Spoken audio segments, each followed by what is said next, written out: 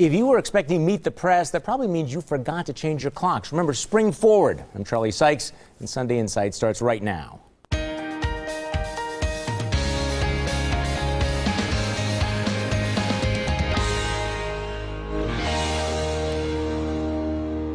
Yeah, check it. It's 10 a.m. Good morning. Welcome to Sunday Insight. In the week that was, Russia seizes Crimea but holds off on Ukraine. Another big Obamacare delay. Millions of plans that would have been canceled this year now can stick around until 2016. A new study by economists says that raising the minimum wage to $10.10 an hour would cost Wisconsin nearly 28,000 jobs. The legislature gets close to approving a $500 million tax cut. Harley unveils 2 new motorcycles. And we're just 12 days away from the first day of spring. No, really. But we start this morning with a charge of sexual harassment and a spectacular political fall from grace. Just days after he was accused of sexually harassing, including groping, Assembly Republicans moved to strip State Representative Bill Kramer of his position as majority leader. Kramer has not denied the charges and has checked himself into rehab. It's unclear whether he intends to resign his seat or run for re-election. Now, joining me on our panel this morning, the Milwaukee Community Journal's Mikel Holt, former state representative Michelle Litjens, political strategist Lynne Bruin, and media trackers Brian Sikma. Brian, did Republicans do the right thing by acting that quickly? Absolutely, Charlie, because Representative Kramer was a very public individual, and his actions, his alleged actions, which he has not disputed yet, were reprehensible, and they needed to be dealt with in a quick fashion. The first chance Republican caucus got to deal with this, they outed him from office. The problem is we've not seen this same kind of commitment on the other side of the aisle with Assembly Democrats, who time and time again have had scandal after scandal after scandal envelop their own members, including Representative Brett Halsey, who harassed an aide. Nothing has ever been taken on that side of the aisle. I think Republicans deserve a pat on the back for the way they handled this. Okay, Mikel Holt. Well, I'm still trying to figure what kind of rehab did he check himself into? Is there a rehab for being a sex offender? Well, I guess there is one for that. But being a chauvinist pig, is there one for that? I'm surprised they did not ask him to give up his seat, though. I mean, you know, they want to be the moral conscience of the state legislature. Well, Governor Walker has certainly suggested that if the allegations are true, that he probably does not belong in public office. And you definitely don't need this heading until November. So, you know, I would suggest that somebody just tell him to leave. Okay, now, Michelle Litjens, you're a former colleague of Bill Kramer, and I guess the question is, why did this not come up before? Because everybody's now saying, and I certainly wrote over the weekend, that nobody was surprised by this. There's a pattern of behavior. So why did this never come up before? Well, I think there was a pattern of his mouth running amok often. But I think it's very important to remember that if you're an elected official in Wisconsin, if you're elected to the state assembly, you only see all of your colleagues together during caucus or when they're on the floor. Really, unless you serve with another member on a committee or your office is located near them, you don't always see your members often. But the answer is kind of a trick question, because it did come up before, didn't it? I mean, when he was elected majority leader, one of his colleagues, Chris Kapenga, stood up in the caucus and said, look, this guy has this issue, this behavior. He has behaved this way on out-of-town trips. So your fellow Republicans cannot claim ignorance. They knew that Bill Kramer was a ticking time bomb. They had heard a story, but many of them had never seen that firsthand. And Bill Kramer stood up in front of that caucus and said, I promise you, I am going to behave well. Okay, your take. Well, I think one of the big differences here was that there were so many witnesses to his behavior. And given that the Republicans had elected him and he was a ticking time bomb without as much of a direct proof as many witnesses, I think that that's why the Republicans removed him so quickly. He really can't deny it because the room was full of witnesses. So I think that is a unique situation. It justifies the immediate action rather than waiting for someone to admit it, whereas a lot of these other situations were allegations, and they may be true, but I agree with you and some of the things you've written in the past few days about this, that he was a ticking time bomb. It was a mistake on the Republicans' part. On the other hand, he hadn't gone as far as he back then that he did now. Yeah, I think two things happened. There was a lot of speculation who leaked this story out, and the answer was everybody leaked it out because it was a very, very public event. And it is one thing to engage in sexist banter. It's another thing when you reach around and you grab a legislative staffer's breast. And that, I think, was the end. But Brian Sikma raises an interesting question. So now you have Republicans acting very, very quickly to hold one of their members accountable. You've had Democrats who've been accused. Gordon Hintz was busted for soliciting a prostitute on the floor of the state assembly. He yelled, "You're effing dead," to our fellow panelist here, Mikel Litjens. Not only was he not asked to resign or stripped of his positions, he is still in the caucus. And I don't know of a single elected Democrat who's ever criticized him for that behavior, for his treatment of women. Why not? Well, first of all, I don't know whether anyone has or not, but you know, soliciting a prostitute, I would have hoped that his own constituents would have used their power of the ballot box and thrown him out of office. I think that's an important, you know, that keeps happening, and I don't know why we keep re-electing people who do these types of behaviors. Okay. Well, let's not make the voters the scapegoats here, because at this point in time, they deserve some responsibility. They do deserve responsibility, but at the same time, you know, these things have happened, and the Democratic Party has done nothing to protect themselves from it. The voters of Representative Kramer's district have not spoken yet, but his Republican colleagues in the state assembly have realized that he can no longer lead.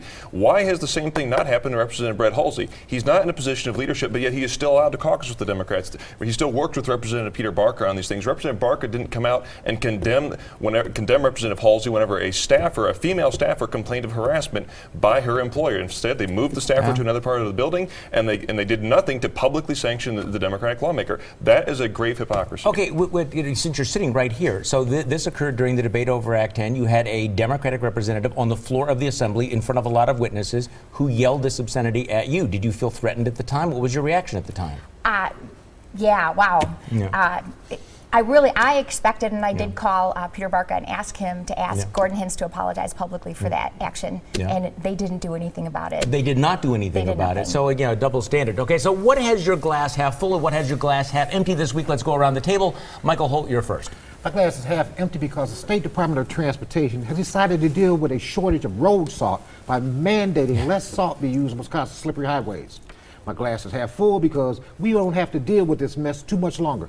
Summer, they keep telling us, is around the corner. Yeah, good luck with that. Mikel Litjens. My glass is half empty because the Democrats have a plan to reach out to white male voters.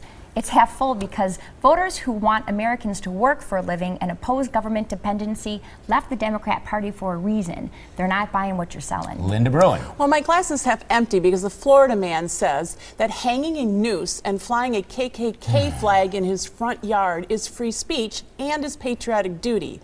But my glass is half full because his neighbors have exercised their right to free speech and denounced him. Brian Sikma.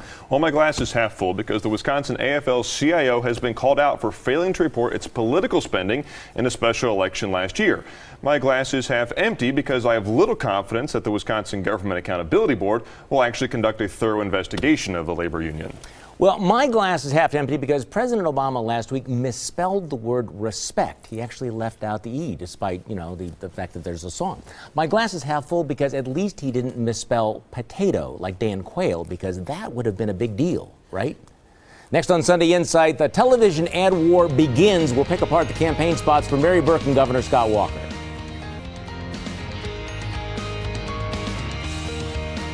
Well, brace yourself. It's only March, but the ad wars in the campaign for governor have already begun, and the charges and countercharges are already flying. Let's look at two ads. Democrat Mary Burke launched her first television ad, an attack on Scott Walker's record on jobs. So why is Scott Walker's RGA spending $1 million attacking her? Under Walker, unemployment's up, job prospects are down to 45th in the nation, and the layoffs continue. There's a better way. A strong economy starts with a strong middle class. Walker's campaign hit back quickly with its own ad. Quite the contrary, Mary. When Governor Walker took office, the unemployment rate was 7.8%. Today it's 6.3%, the lowest it's been since 2008. Okay, so which of these ads is more effective, Lynne Bruin?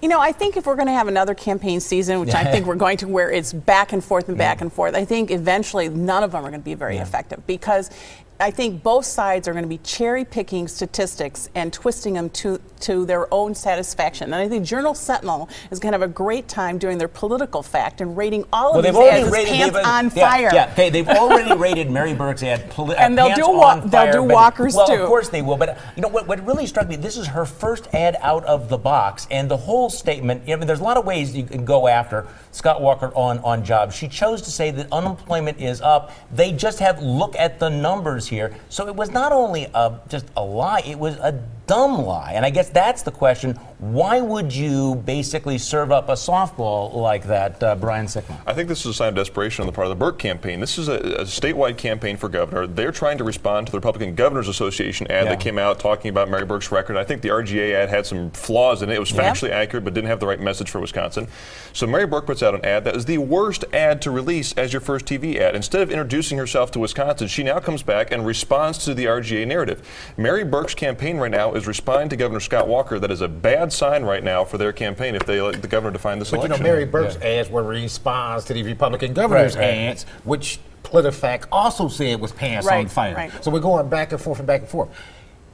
If you could pinpoint one aspect of the Scott Walker ad that was probably effective, it's the way he said Mary. It was so much sarcasm in there. Some people were was condescending. Yeah. Well, I think though it is a clean shot because you just look at he becomes governor. It's 7.3%. It is down substantially.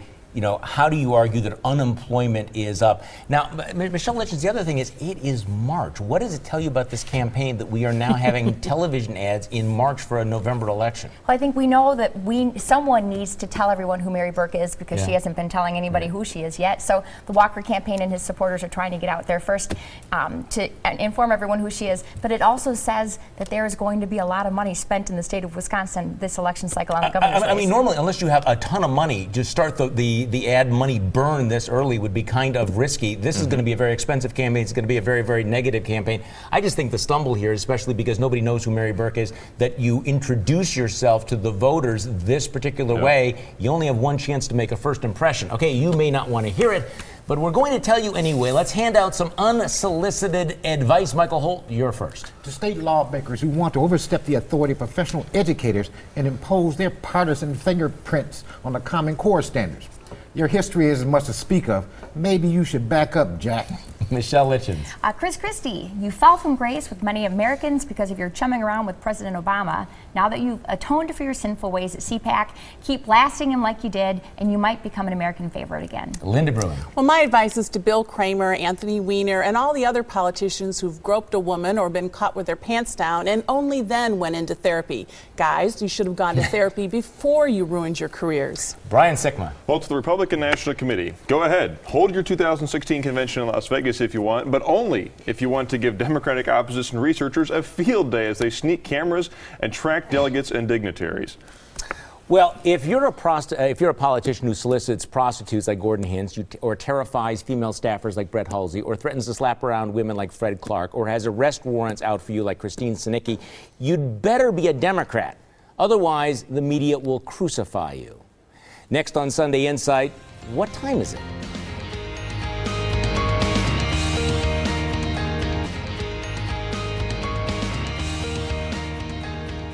All right, you remember to change your clocks, right? Daylight savings time began today, so you just lost an hour of sleep, but it does stay light a little bit longer. But here's my question. Why do we keep doing this? Why do we keep messing around with clocks? Here's an idea. Why not just pick a time and stick to it? Michael? Because a lot of us who put in 10, 12 hours a day and we leave when the sun is coming up and we get home and it's dark, never have, the opportunity to brisk in the sunlight. You know, this was started by Ben Franklin. Okay, just leave the daylight savings time then. You're not actually changing the number of hours it's light. People understand that, right? It's the same thing. We're just messing with the clock. But we also, there's been some national research showing that we actually save money on energy because it's light a little bit longer. Okay, that makes no sense. Now, there might have been a time when you theoretically could make that 1%, argument, hey, but I'm guessing that 1917 called and it wants its scientific study back because I don't think that it has any effect whatsoever. And plus, it just messes. I mean, it messes with the cows. It just messes with everybody. Farmers like this. Retailers do not like it. You know who doesn't like it? Me? Are TV networks, because people just stay outside longer and don't watch as much TV. They're one of the biggest complaints. Whereas some of the commerce groups, such as retailers, convenience stores, they love it because people stay out later and buy more. Michelle. I only like it in the fall when you gain an hour of sleep. Right. Then it makes a lot of that sense. 1 week. Okay, you get the 1 week. I would pay for it today.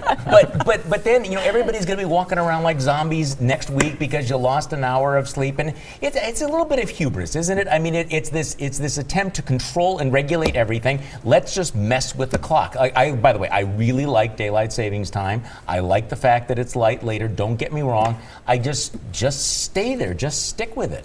Well, I think the problem comes in where people don't want to get up in total darkness in the wintertime and have hours before before daylight emerges. I get up in the dark anyway, so it doesn't make any difference not to me. That's because not everybody's on the radio by Yeah. 8:30 a.m. You know, sounding alert and ready to go. Yeah. Some of us are still drinking our coffee. Yeah. But I think that the daylight savings time does make a lot of sense, and it's a very positive thing because people, if it gets dark outside, they don't want to spend time outside after work. They don't want to spend time getting the exercise they need. So you could argue there's some health benefits to that. But no, okay, but why change it? If that makes sense, then why don't you just because stick in the wintertime, with that? unfortunately, we're so far north that we have few daylight hours. Okay, see, the almost. problem then is not when you set the clock; it's the problem where we live.